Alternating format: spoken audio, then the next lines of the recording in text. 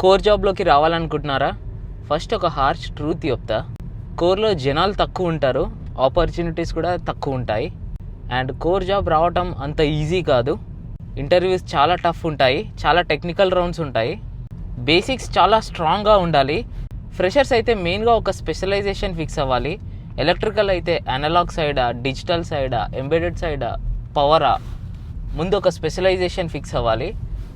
ఒక side fix అయినాక అందులోనే డీప్ డైవ్ చేయాలి. డైలీ కొంచెం కొంచెం చదవాలి. బేసిక్స్ని మళ్ళీ రివైజ్ చేయాలి. బికాస్ కోర్ ఇంటర్వ్యూస్లో చాలా టెక్నికల్ క్వశ్చన్స్ అడుగుతారు. ఖచ్చితంగా చాలా ఇంటర్వ్యూస్ ఫెయిల్ అవుతాయి, అది నార్మల్. కానీ డిమోటివేట్ అవ్వకుండా కంటిన్యూ చేయాలి.